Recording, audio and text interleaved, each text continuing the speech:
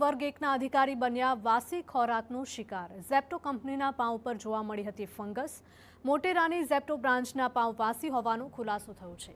વાસી પાઉં મુદ્દે ફરિયાદ કરતા સ્ટોર માલિકની દાદાગીરી જોવા મળી હતી। અધિકારીએ દુકાન પર પોલીસ બોલાવી ફરિયાદ નોંધાવી હતી। અધિકારીએ એએમસી વિરુદ્ધ પણ નોંધાવી ફરિયાદ। અધિકારીની ફરિયાદ બાદ કાર્યવાહીના નામે મીંડું। તો અમદાવાદની આ ઘટના છે કે જ્યાં વર્ગ 1ના અધિકારી વાસી ખોરાકનો શિકાર બન્યા। ઝેપ્ટો કંપનીમાંથી પાઉં ઓર્ડર કર્યા હતા, પરંતુ તેના ઉપર ફંગસ લાગેલી જોવા મળી હતી। મોટેરાની ઝેપ્ટો બ્રાન્ચના પાઉં વાસી હોવાનો ખુલાસો થયો છે।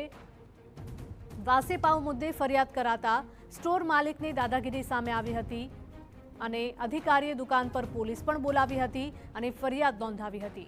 અધિકારીએ એએમસી વિરુદ્ધ પણ નોંધાવી છે ફરિયાદ।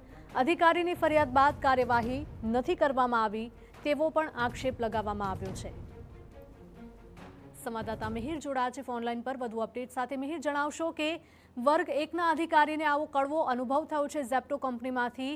જોઈ શકાય છે કે પાઉં પર સ્પષ્ટપણે ફંગસ લાગેલા દેખાઈ રહ્યા છે, પરંતુ છતાં પણ જે બ્રાન્ચના જે મેનેજર હતા, જે દુકાનદાર હતા, તેના દ્વારા જીભાજોડી પણ કરવામાં આવી હતી।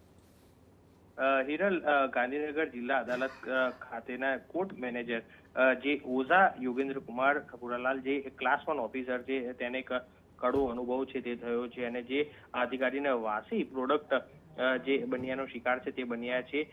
મોટેરા ખાતે આવેલી ઝેપ્ટો કંપની દ્વારા બ્રેડ પાઉંનો જે ઓર્ડર છે તે કરતા જ જે બ્રેડના જે આ પાઉં છે કે જે એમાં ફંગસ છે તે જોવા મળી હતી।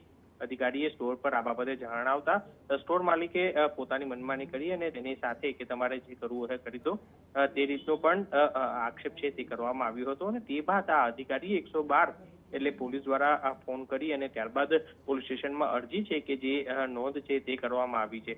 અધિકારીઓ દ્વારા એએમસીએ પણ આ નોંધવામાં આવેલી ફરિયાદ છતાં હજુ સુધી તપાસ કશું પણ કરવામાં નથી આવી, એટલે લાગે છે કે લોકોના જીવ અને સ્વાસ્થ્ય સાથે ખુલ્લેઆમ આ ચેડા થઈ રહ્યા છે અને છતાં પણ એએમસી દ્વારા કોઈ પણ પ્રકારના પગલાં છે તે હજી નથી લેવાયા।